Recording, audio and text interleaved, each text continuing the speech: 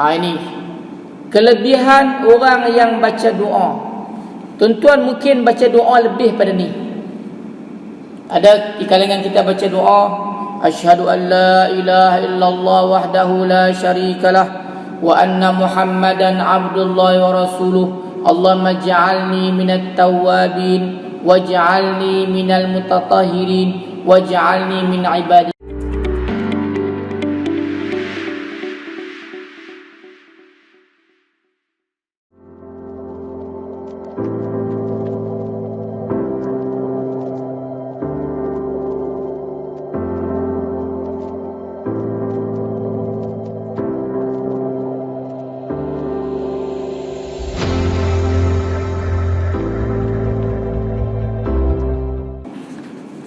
Muslimin dan muslimat, tuan-tuan dan puan-puan yang dihormati dan dikasihi sekalian, syukur kita kepada Allah Subhanahu wa taala kerana dengan limpahan kurniaan, taufik dan inayah daripada Allah, alhamdulillah, pada pagi yang berbahagia ini Allah berikan kepada kita ruang dan kesempatan sama-sama kita dapat menghadirkan diri kita berada di dalam masjid ini. Sama-sama kita pasang niat kita beriktikaf dalam masjid ini, sama-sama kita pasang niat kita berada dalam majlis ilmu. Semoga Allah memberkati kehadiran kita dan Allah berikan kepada kita ilmu yang bermanfaat. InsyaAllah pada pagi ini kita menyambung bicara kita di dalam bicara 50 hadis pilihan, dan kita berada pada hadis yang keempat ya. Kita berada pada hadis yang keempat. Kira ketiga tu. Kedua.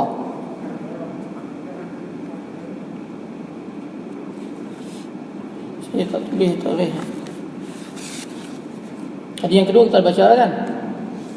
Hadis yang ketiga lah.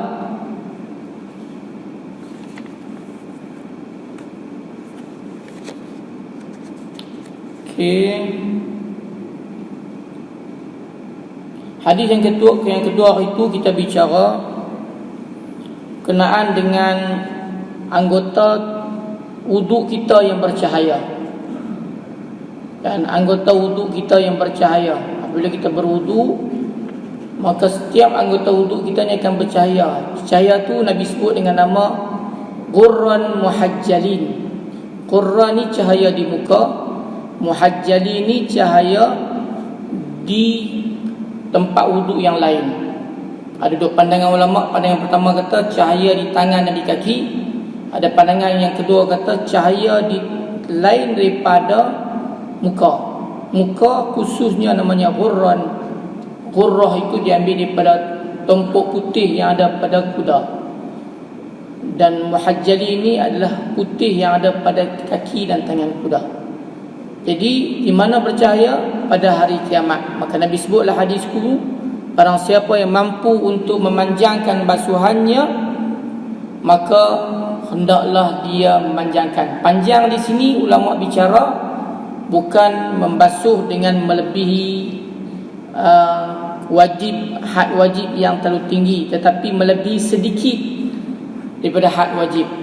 Jadi bila kita basuh muka ni daripada rambut ni sampai ke bawah dagu ini, telinga kanan sampai telinga kiri bagi. Jadi bila kita basuh tu dia melebihi daripada had wajib. Kita naik di atas kepala sedikit, kita turun di bawah tengkuk sikit, dan kita basuh daripada lebih pada anak telinga ni ke telinga ni, dengan kita menggunakan dua belah tangan kita.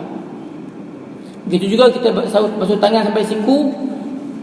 Dia had dia sekadar siku, maka kita lebihkan sikit dari atas pada siku. Itu dipanggil miqdar ataupun kadar yang melebihi daripada had wajib untuk melepasi daripada ihtiyatinya itu.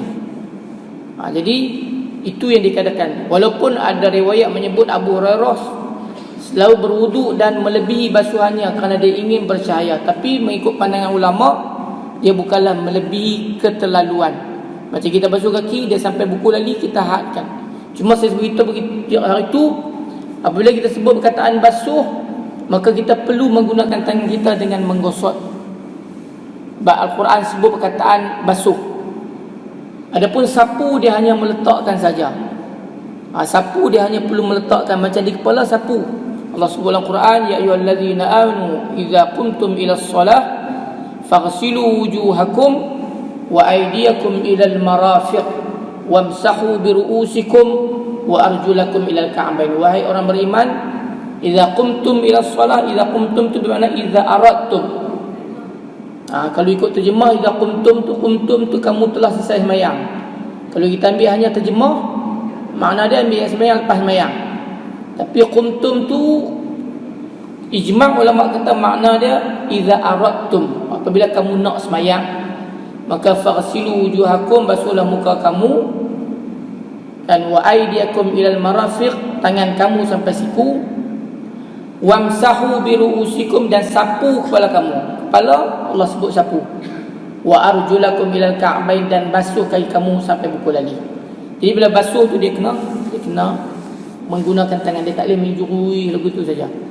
Kalau sapu tak apa, kita kelpiak ayak, kita letak, sudah memadai. Kemudian di basuh kaki itu dia lebih utama kerana Nabi sebut dalam satu hadis yang lain, Nabi kata wailun lil aqab minan nar, wailun lil aqab minan nar, celakalah bagi basuhan kaki itu yang menyebabkan mereka masuk ke api neraka. Jadi bila kita ambil sembahyang, kita basuh kaki ni, kadang-kadang kita tangan, kita nak muka tak ada masalah, kita guna tangan kita. Tangan bersiku kita ada masalah, kita guna tangan kita kanan atau kiri. Kepala pun tak masalah, tapi bila kaki kita ambil cebok, kita juruh ya. Kita ambil cebok, kita juruh kaki kita. Kita tidak menggunakan tangan untuk menggosok ataupun menyelati ayak itu di kaki. Nabi kata wailun lil aqab minan nar, hadis riwayat Imam Tirmizi. Jadi kena berhati-hati, kerana kadang-kadang waktu tengah hari dan sebagainya, kaki tu dia kering, menyebabkan dia tak kena ayak, jadi ayat sembahyang kita tidak sempurna. Sebab tu Nabi sebut dalam keadaan basuh. Itu hadis yang kita bicarakan pada bulan yang lepas. Pada hari ini kita nak bicara hadis yang ketiga. Hadis ini adalah sambungan daripada hadis bicara kita yang pertama dan kedua. Yang pertama kita bicara berkenaan dengan bersugi. Bersugi ni maksudnya setiap kali tuan-tuan berwuduk, tuan-tuan mulakan dia dengan bersugi. Bersugi ni sama ada menggunakan kayu arak, itu yang paling baik sekali yang digunakan oleh Nabi, ataupun kita ambil umumnya adalah perbuatan Nabi, iaitu membersihkan gigi. Setiap kali kita ambil sembahyang, kita membersihkan gigi kita sebelum kita ambil ayat sembahyang. Itu peraturan yang cukup cantik yang kita buat. Kemudian kita ambil sembahyang bagi sempurna. Kita tak marah ambil sembahyang lepas ni, ambil sembahyang yang tak sempurna, walaupun sah. Kita bukan bicara sah, kita bicara benda yang lebih. Buku ni 50 hadis yang tuan-tuan duduk kat tuan-tuan ni, buku ni akan membicarakan benda yang lebih. Kita nak bicara benda yang lebih, yang kita boleh dapat lebih. Kita nak buat wajib, nak buat dah, kita nak bagi dapat yang lebih. Macam kita bicara pada bulan lepas, kerana Allah sebut dalam Quran, manusia ni dia ada 3 jenis. Yang pertama namanya muqtasidun, orang yang buat. Muqtasidun tu orang yang buat yang wajib saja. Yang kedua sabiqun bil khairat, orang yang buat yang wajib dan dia rebut yang sunat. Jadi kita nak paling kurang yang wajib kita dah selesai, tapi kita nak yang sunat untuk mendapat kelebihan amalan di sisi Allah Subhanahu Wa Taala. Baik. Hadis yang ketiga. An Umar radhiyallahu anhu qala qala Rasulullah sallallahu alaihi wasallam ma minkum min ahadin yatawaddau fayusbighul wudu'a thumma yaqulu ashhadu an la ilaha illallah wahdahu la syarika lah wa anna muhammadan abdullahi wa rasuluh illa futihat lahu abwabul jannati as-samaniyatu yadkhulu min ayyiha sya. Maksudnya daripada Umar radhiyallahu anhu, yakni Sayyidina Umar berkata, Rasulullah sallallahu alaihi wasallam bersabda, kata Nabi, tiada sesiapa di kalangan kamu yang berwuduk dengan sempurna Yang ini kembali pada hadis yang kedua, berwuduk dengan sempurna. Kemudian berdoa. Dan berdoa, doa lepas wuduk. Asyhadu an la ilaha illallah wahdahu la syarika lah wa anna Muhammadan abdullahi wa rasuluh.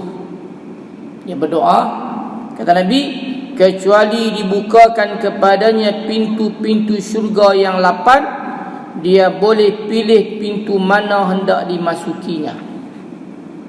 Ini kelebihan orang yang baca doa. Tuan-tuan mungkin baca doa lebih pada ni. Ada di kalangan kita baca doa, asyhadu an la ilaha illallah wahdahu la syarikalah wa anna Muhammadan abdullahi wa rasuluh. Allahumma ja'alni minat tawwabin waj'alni minal mutatahhirin waj'alni min ibadikas salihin. Boleh tak? Boleh. Itu hadis riwayat Imam Tirmizi. Cuma saya nak bagi dalam ni hadis riwayat Imam Muslim ni yang pendek. Kenapa saya tak bagi yang panjang? Pasal kadang-kadang bila bagi yang panjang dia tak boleh buat. Kita nak bagi hak memang boleh buat. Kalau tuan kata saya dah buat lama dah, buat hak buat tuan teruskan buat. Sambung dengan Allahumma ja'alni minat tawwabin, ya Allah jadikanlah saya di kalangan orang yang bertaubat, waj'alni minal mutatahhirin, jadikan saya di kalangan orang yang bersih, waj'alni min ibadikas salihin, jadikan saya di kalangan hamba yang saleh. Itu tambahan, itu dalam riwayat yang lain daripada Imam Tirmizi dan Imam Ahmad. Tak salah pun. Cuma dalam hadis yang saya bagi pada tuan-tuan dalam buku ni, saya nak bagi yang ringkas, yang semua boleh buat. Kalau tak buat lagi, lepas ni kita buat. Lepas saja ambil ayat semayang, jangan tinggal untuk baca doa ini. Kerana apa? Kerana kata Nabi SAW akan dibukakan kepada orang yang membaca doa ini pintu-pintu syurga yang 8. Apa maksud buka pintu syurga? Maksudnya dia diberi pilihan untuk memilih masuk mana-mana syurga. Bukan masuk pintu saja. Jadi maksudnya boleh pilih masuk syurga. Ini kata kelebihan yang Allah berikan yang cukup besar. Kita nampak macam kecil, nilai dia tu, nilai di sisi Allah tu adalah besar. Nilai besar tu bukan di sisi kita. Di sisi kita nilai besar, kadang-kadang kita nampak macam berat, tapi di sisi Allah benda tu ringan ya, tapi di sisi Allah besar. Allah kata dia besar. Bukan dapat pahala ya, dapat syurga. Bila kita ambil semayang dan kita baca doa lepas ambil semayang. Simple sangat tuan-tuan. Tuan-tuan nak ikut adab baca doa, tuan-tuan ikut. Kalau tuan-tuan tak dapat ikut adab baca doa kerana duduk di kawasan ambil semayang, tuan-tuan tak payah ikut. Yang penting tuan-tuan jangan tinggal baca doa ni. Ucapan ni, asyhadu an la ilaha illallah wahdahu la syarikalah wa anna Muhammadan abdullahi wa rasuluh. Dia sebenarnya dia bukan doa, dia lafaz syahadah. Bila kita ambil semayang, lepas ambil semayang kita baca ni. Setiap kali kita ambil semayang kita baca ni. Nabi dah bagi janji kepada kita. Sebab tu kata ulama, annal jannata samanuha ghaliyah. Syurga ini harganya mahal. Bi ayyi syai'in tadfa'. Kamu nak bayar macam mana? Syurga ni harganya mahal. Kamu nak bayar macam mana? Dengan mahal hak kamu ataupun hak mahal Allah kata mahal? Kalau mahal kita, mungkin kita bacaan kita mahal kita macam lain. Tapi mahal yang diiktiraf oleh Allah. Allah kata orang ambil semayang, dia baca doa lepas ambil semayang, dia lah buat satu benda yang mahal. Jadi sebab itu doa ni jangan kita tinggal dah. Kalau tuan-tuan tak ingat, saya bagi satu cara. Ada orang main tanya, "Oi, saya tak boleh nak ingat lah doa asyhadu an la ilaha illallah wahdahu la syarikalah wa anna Muhammadan Abdullah wa Rasuluh duk ingat duk mengapai ni ui. Duk ambil semayang lagi tak ingat, jauh. Nak bawa buku pun tak boleh. Kalau orang tanya saya, susah-susah sangat tuan-tuan. Setiap kali lepas tuan-tuan ambil semayang, tuan-tuan mengucap. Lepas ambil semayang tuan-tuan mengucap. Kalau tuan-tuan boleh ingat doa ni, lagi baik. Pasal apa? Pasal kita ikut hadis Nabi. Tapi kalau tuan-tuan tak ingat, tuan-tuan mengucap, kerana lafaz mengucap tu sama dengan makna dia ni. Habis ambil semayang, kalau tahu kiblat, duduk kot kiblat. Kalau tak tahu kiblat, tak apa. Ambil semayang, asyhadu an la ilaha illallah wa asyhadu anna Muhammadar Rasulullah. Habis yang sikit pendek, tapi harganya mahal. Ini hadis yang ketiga, iaitu kita baca doa lepas ambil semayang. Setiap kali kita ambil semayang, berapa kali kita ambil semayang, kita digalakkan baca doa. Walaupun kita mentajdidkan wuduk. Tajdid wuduk ni pada, iaitu kita memperbaharui wuduk. Kata ulama, wuduk kita ni boleh diperbaharui apabila kita semayang sunat 2 rakaat. Tuan-tuan ambil semayang, tuan-tuan semayang sunat 2 rakaat, tuan-tuan boleh perbaharui wuduk, tapi tidak wajib. Tak wajib, sunat saja. Kerana Nabi ada kadang-kadang Nabi suka, dalam hadis-hadis Nabi yang Nabi memperbaharui wuduk.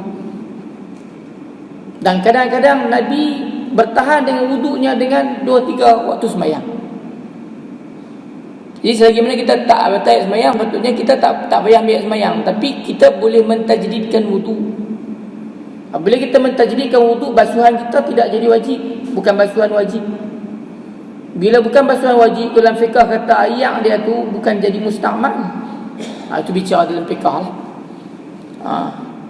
Jadi kalau kita mentajdidkan wuduk, memperbaharui wuduk, juga kita boleh baca doa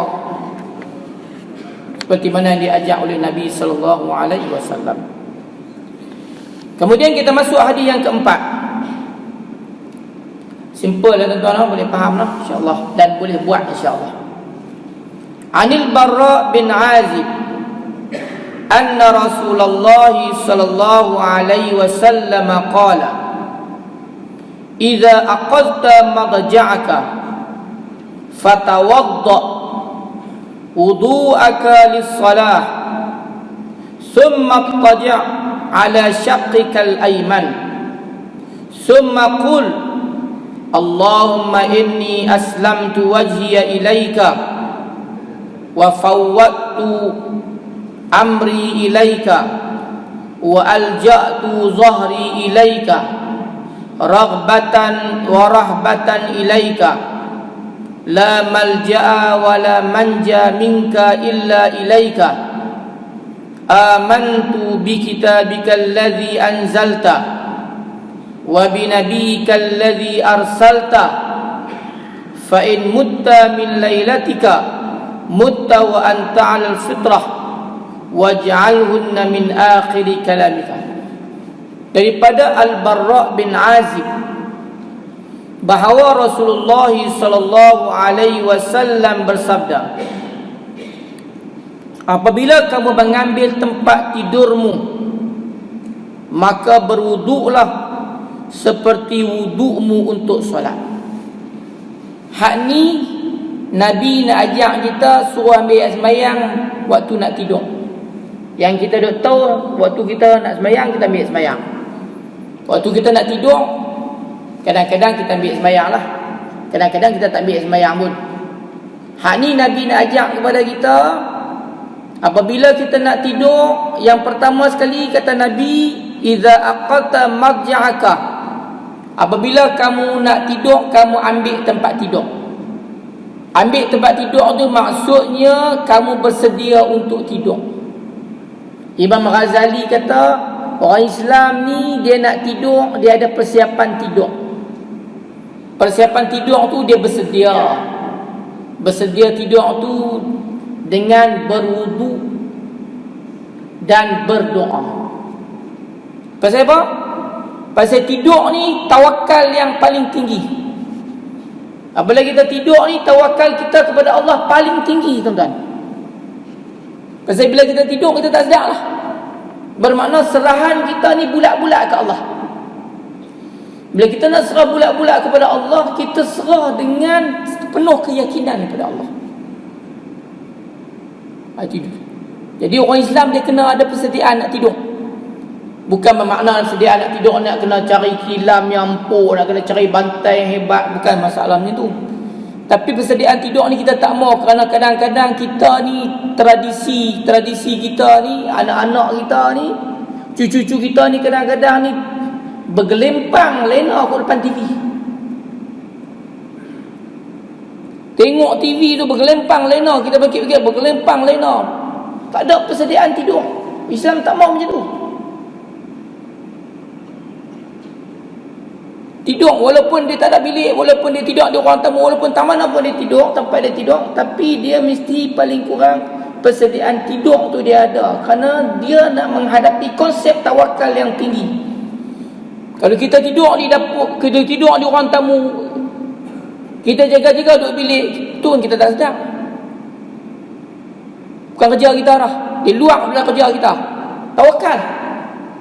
Sebab tu Nabi ajak kepada kita, setiap kali kita nak tidur, kita ambil ayat sembahyang. Setiap kali kita ni orang yang lazim, orang yang normal ni, dia nak tidur, dia akan masuk ke bilik ayat. Jadi bila kita masuk ke bilik ayat, kita ambil ayat sembahyang. Macam mana Nabi sembahyang? Macam nak sembahyang, kata Nabi. Nabi abang fatawadda wudu'aka lis-salah. Kita ambil sembahyang macam nak sembahyang. Ni kita masuk-masuk, nak tidur kata apa, ambil sembahyang elok-elok tak mana. Dan kadang kita baca kepala otak kita, ambil sembahyang elok-elok tak mana, nak tidur pun. Lagi batal semua tu. Yang batal nombor 2, tuan-tuan. Yang batal nombor 2. Untuk kita ambil sembahyang pun lagi tidur, batal juga. Kan duk tidur seorang perempuan duk sebelah, isteri duk sebelah, batal juga. Dah hak batal nombor tu, hak 2. Hak nombor 1 Nabi suruh ambil.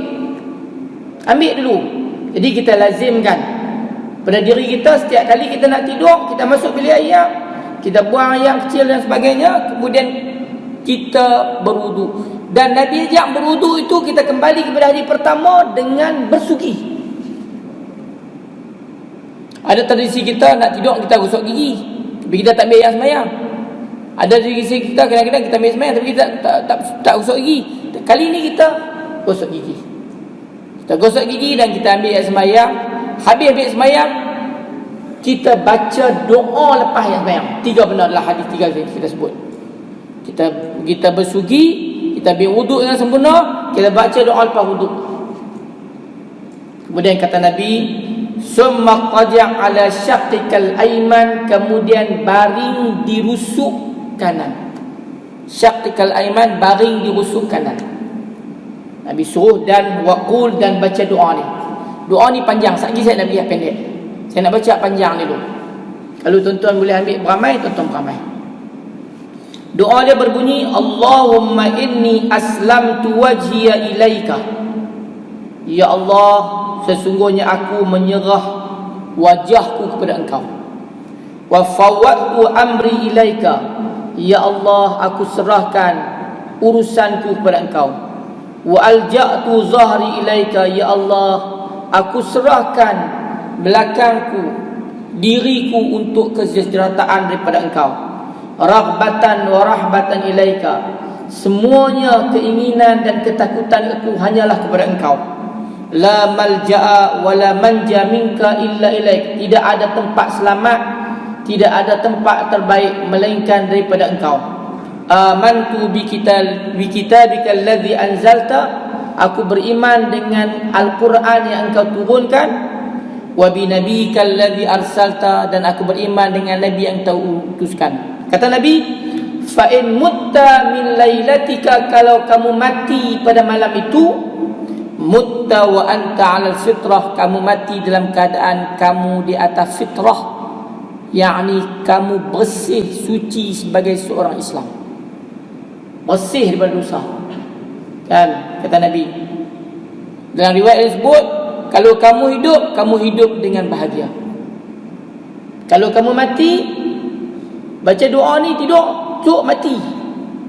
Orang tak berani baca doa ni, cukup mati. Kan? Mati masuk syurga, dapat fitrah. Cuma kata Nabi, waj'alhunna min akhiri kalamika, jadi doa ni kata-kata yang terakhir. Maksudnya lepas baca doa ni tak sembang dah. Lepas baca doa ni dia tidur. Dan itu doa. Saya nak bagi kepada tuan-tuan beberapa hadis yang lain berkenaan dengan doa nak tidur. Tuan-tuan kata, oh doa ni payah nak ingat lah, macam mana ni nak mengapai, tak lah nah. Saya bagi kepada tuan-tuan beberapa kaifiat yang lain. Tuan-tuan boleh buat. Semuanya berdasarkan hadis. Okey, baik, yang pertama saya bagi. Tuan-tuan boleh buat. Yang pertama, dalam satu hadis Nabi SAW, Nabi kata, Kana Nabi SAW, adalah Nabi SAW, iza awa ila firashihi, apabila Nabi pergi ke tempat tidurnya, kulla lailatin, tiap-tiap malam. Nabi bila nak tidur tiap malam, jama'a kaffaihi, Nabi himpun dua tangan. Nabi nak tidur, sebelum Nabi popah, Nabi nak tidur, Nabi jama'a kaffaihi, Nabi himpun dua tangan. Summa nafatha fihima, kemudian Nabi tiup di tangan. Faqara'a fihima, dan Nabi baca pada dua tangan itu, qul huwallahu ahad, qul a'udzu birabbil falaq, qul a'udzu birabbin nas. Nabi nak tidur, Nabi pegu dua tangan, Nabi baca qul huwallahu ahad, qul a'udzu birabbil falaq, qul a'udzu birabbin nas. Kan? Kemudian Nabi tiup. Nabi tiup di tangannya. Kemudian summa yamsahu bihi ma mastata' min jasadi. Kemudian Nabi sapu di tangan, dengan tangan ni di semua tempat yang kena dengan tangan. Yabda'u bihi ma ala ra'sih, dimula di kepala, kan, wa wajhi, diturun di muka. Kemudian di seluruh yang boleh sampai tangan. Mana sampai tangan? Nabi buat tuan. Nabi buat. Tuan pukul tangan, baca qul huwallahu ahad, qul a'udzu birabbil falaq, qul a'udzu birabbin nas, tuan tiup, tuan sapu mula di kepala, tuan turun di muka, tuan sapu tak mana yang boleh sampai tangan. Hak tadi sampai biar pergilah. Kan kata dalam hadis ni, yaf'alu zalika salasa marat, Nabi buat 3 kali. Pasal apa? Dalam hadis ni tak bagi tahu pasal apa. Tuan-tuan buat, insya-Allah ada kelebihannya. Ini satu. Ini dua lah. Hak tasad satu. Hak tasad kita bagi satu. Hak ni yang kedua tuan-tuan boleh buat. Sebelum tuan-tuan perubah, tadi kita tuan-tuan perubah, tuan-tuan baca doa hak dalam buku ni. Hak ni tuan-tuan boleh buat. Pasal qul huwallahu ahad, tuan-tuan ingat, qul a'udzu birabbil falaq, qul a'udzu birabbin nas, tuan-tuan buat. Pegu tangan, baca 3 kali, tiup. Setiap kali baca, tiup dan sapu di seluruh ni. Hadis ni riwayat Imam Bukhari. Hadis sahih. Yang pertama. Yang kedua, tuan-tuan nak tidur, tuan-tuan baca ayat kursi. Ada orang kata tu dia nak tidur macam-macam kena baca bila nak lena. Tak apalah. Tuan-tuan pilih lah. Tuan-tuan nak buat semua tak lagi bagui. Tuan-tuan tak boleh buat semua, pilih hak mana boleh buat. Yang kedua, baca ayat kursi. Pasal apa penting baca ayat kursi nak tidur? Kerana dalam satu hadis yang panjang, hadis ni panjang, riwayat Imam Abu Hurairah, cerita Nabi tugaskan Abu Hurairah untuk menjaga harta zakat. Tiba-tiba datang seorang lelaki, dia nak ambil makanan daripada harta zakat itu. Dia ambil, kemudian Abu Hurairah tangkap dia. Abu Hurairah tangkap dia. Abu Hurairah kata, aku akan bawa kamu ni pergi jumpa Nabi. Dia kata ke Abu Hurairah, dia kata, wahai Abu Hurairah, aku akan ajak kepada kamu sesuatu. Abu Hurairah kata kat dia, la arfa'annaka ila Rasulillah, saya akan bawa berita kamu kat Nabi, kamu ambil harta ni. Dia kata, ya Abu Hurairah, idza ataita firashika, Abu Hurairah, apabila kamu nak tidur malam, kamu pergi ke tempat tidur kamu, faqra ayatal kursi, bacalah ayat kursi. Dia abang kat Abu Hurairah, lan yazala alaika minallahi hafizah, Allah akan jaga kamu, sentiasa jaga kamu, wala yuqribuka syaitan hatta tusbih, syaitan tak akan dekat kepada kamu sampai pagi. Dia abang kat Abu Hurairah nak tangkap bawa dia pergi kat Nabi, dia abang kat Abu Hurairah suruh baca ayat kursi ketika dia tidur. Dia kata syaitan tak akan hampir kepada kamu sampai subuh. Abu Hurairah pun lepas dia, Abu Hurairah pun jumpa Nabi. Abu Hurairah cerita kepada Nabi, apa Nabi kata? Nabi kata, qala Rasulullah SAW, sadaquka wa huwa kadzub. Hak dia cerita tu betul, kata Nabi. Nabi kata hak dia cerita tu betul, baca ayat kursi nak tidur. Wa huwa kadzubun, tapi dia tu penipu. Zaka syaitan, dia adalah syaitan. Rupanya syaitan tu beritahu kat Abu Hurairah, kalau kamu tidur, nak tidur aku baca ayat kursi, syaitan tak akan datang kepada kamu. Nabi kata hak syaitan babak tu betul, walaupun dia tu adalah penipu. Itu yang kedua. Kemudian yang ketiga, saya bagi ringkas-ringkas. Ini hadis yang juga riwayat Imam Bukhari, sahih. Yang ketiga,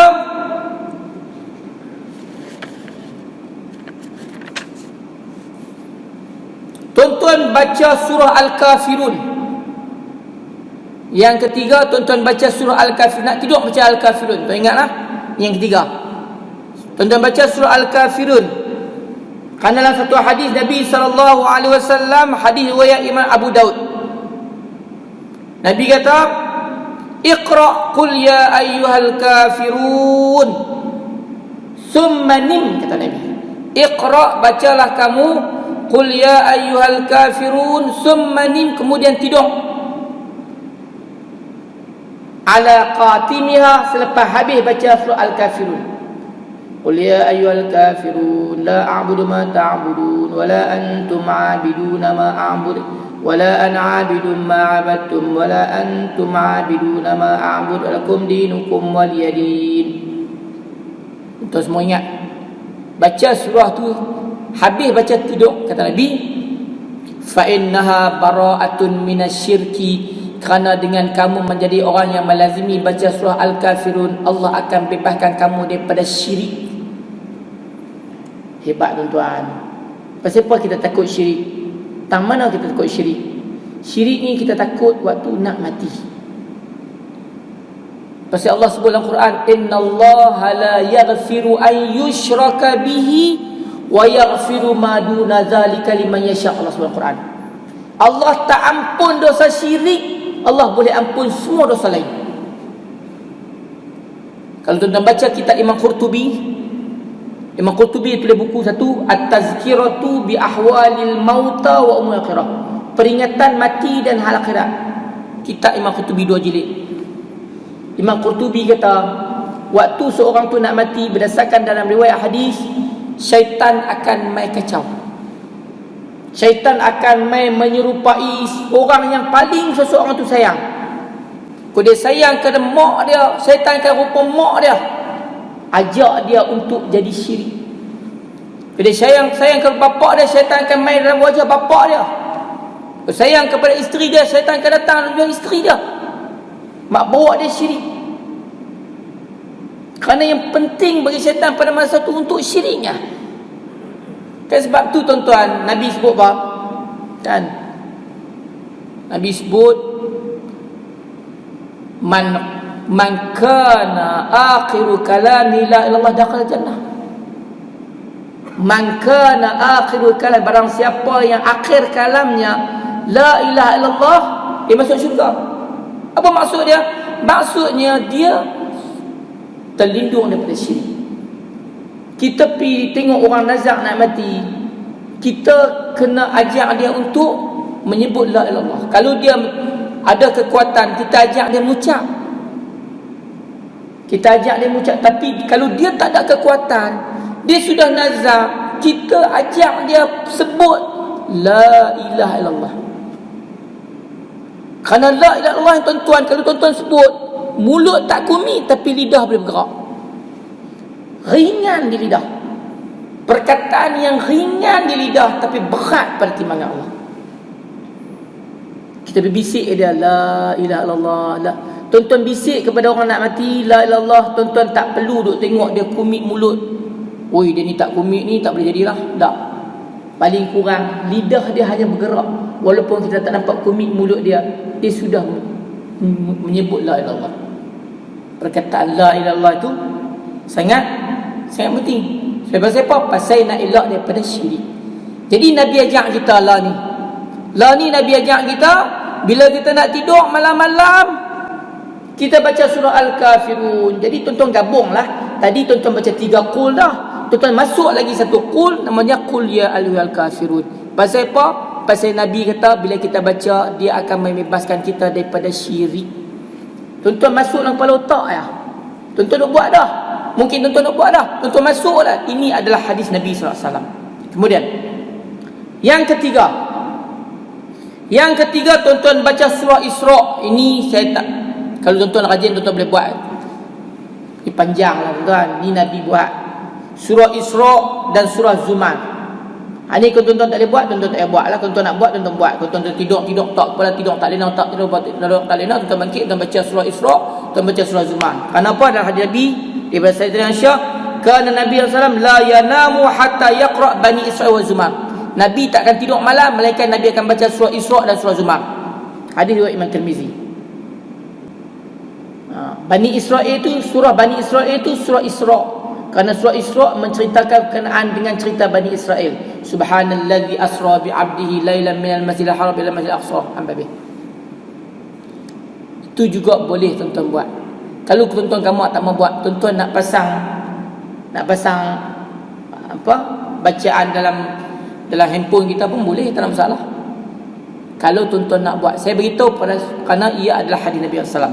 Kemudian seterusnya, ini yang tuan-tuan boleh buat. Ini yang tuan-tuan memang boleh buat, iaitu kita baca doa yang selalu kita baca. Apa dia? Bismikallahumma amutu wa ahya. Saya ingat doa ni lah doa yang paling masyhur kali. Tapi kadang-kadang kita buat, kita kata dalil ada tak? Dalil ada tuan. Benda hak tok guru kita duk ajar, orang tua kita duk ajar dulu. Memang sebenarnya ada dalil, cuma kadang-kadang depa tak tahu dalil. Dalil dia ada dalam hadis Nabi SAW daripada Huzaifah Al-Yaman, qala kana an-nabi sallallahu alaihi wasallam, adalah Nabi sallallahu alaihi wasallam, idza arada an yanama, bila Nabi nak tidur, qala, Nabi baca bismikallahumma amutu wa ahya, dengan nama engkau ya Allah aku mati dan aku hidup. Tapi tuan-tuan baca begitu ya, bismikallahumma amutu wa ahya, bukan bismikallahumma ahya wa amut. Dah hadis ni sebut bismikallahumma amutu wa ahya. Tu bila Nabi nak tidur. Kemudian kata hadis ni, wa idza staiqaza min manamihi, bila Nabi bangun dari tidur, qala, Nabi baca alhamdulillahilladzi ahyana ba'dama amatana wa ilaihin nusyur. Kalau tuan-tuan tak ingat doa ni, tuan-tuan jaga pada tidur, tuan baca apa? Alhamdulillah. Sebut alhamdulillah. Kalau ingat lagi bagus. Alhamdulillahilladzi ahyana. Alhamdulillah kepada Allah yang menghidupkan kami, ba'dama amatana, selepas mematikan kami, wa ilaihin nusyur, dan kepada Allah kami kembali. Ini doa ni insya-Allah tuan-tuan boleh buat. Doa ini juga berdasarkan pada hadis riwayat Imam Bukhari. Hadis sahih yang kita dok buat tu ikut cara Nabi dah. Bismikallahumma amutu wa ahya. Kemudian lagi satu saya bagi. Ada banyak tuan-tuan, saya bagi lagi satu ya. Lagi satu yang tuan-tuan boleh buat. Saya nak bagi hak tuan-tuan boleh buat. Hak doa panjang-panjang mungkin tuan-tuan tak boleh buat. Usahlah, bukan tak boleh buat. Tapi tuan-tuan kata saya percaya tuan-tuan pula, tak, tuan-tuan boleh buat. Kan? Tapi saya nak bagi hak tuan-tuan mudah buat. Lagi satu, iaitu apabila nak tidur, tuan-tuan baca subhanallah tasbih 33 kali.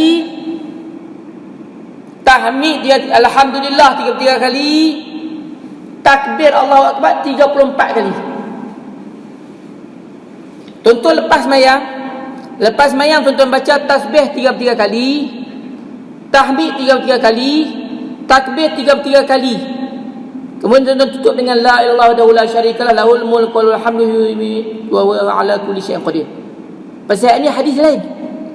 Man qala fi duburi kulli salatin subhanallah salasan wa salasin, alhamdulillah salasan wa salasin, Allahu akbar salasan wa salasin. Ini hadis tasbih lepas sembahyang. Ini kelebihannya Allah ampun dosa walaupun sebanyak buih lautan.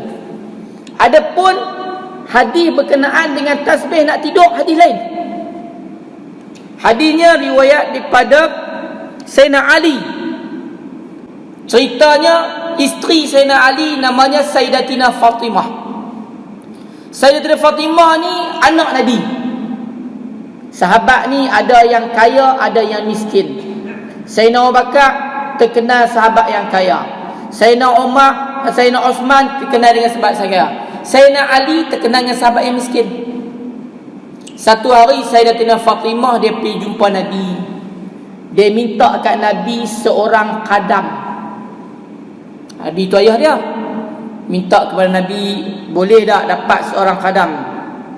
Nabi kata kat dia, ala ukhbiruki ma huwa khairul laka minhu. Mahu tak wahai Fatimah aku ajak kepada kamu lebih baik daripada khadam? Tusabbihina Allah 'inda manamika salasan wa salasin. Kamu nak tidur wahai Fatimah, kamu bertasbih 33 kali. Wa tuhammidina Allah salasan wa salasin.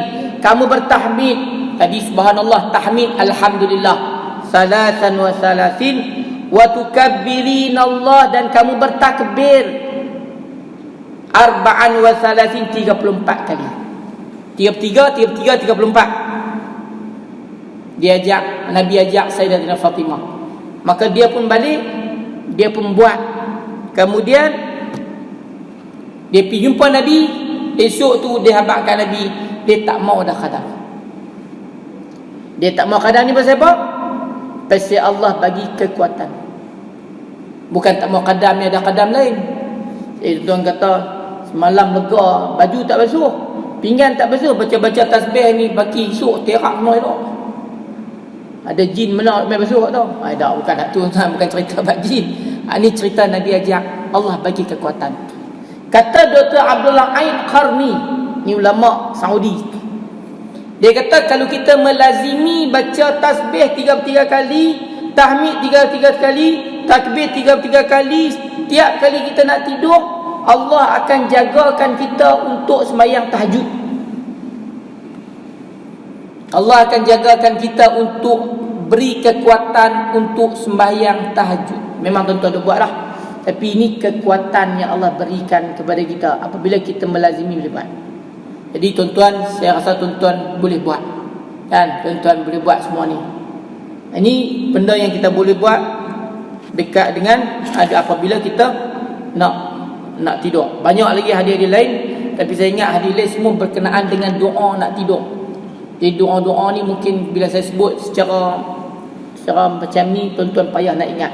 Jadi saya bagi kepada tuan-tuan benda yang boleh kita buat. Dan memang mungkin tuan-tuan dah buat, kan? Mungkin saya beritahu tuan-tuan dah buat lama dah.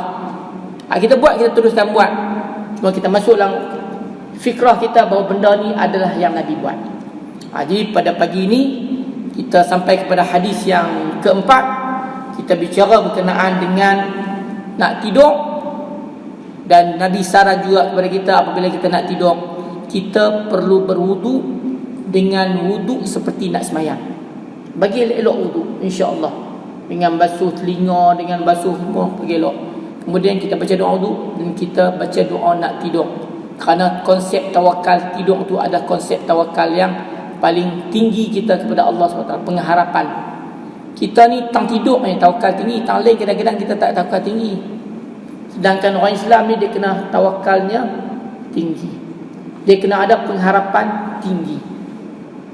Nabi ajak sahabat untuk memberi pengharapan yang tinggi. Nabi ajak kita beri pengharapan yang tinggi.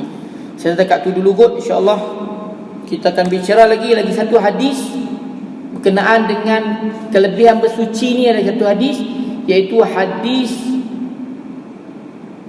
sembahyang sunat wudu. Nanti kita akan bicara hadis berkenaan dengan sembahyang sunat wudu. Ni kita bicara dekat ni dulu, insya-Allah. Semoga apa yang kita baca ni kita boleh amalkan. Yang penting kita boleh amalkan, dan kita mohon kepada Allah bagi kita boleh bagi istiqamah dalam mengamalkannya. Jadi dekat tu dulu. Yang baik kepada Allah Subhanahu wa taala, yang buruk daripada kelemahan daripada diri sendiri. Qul qauli hadza wa astaghfirullahal azim li wa lakum. Assalamualaikum warahmatullahi wabarakatuh.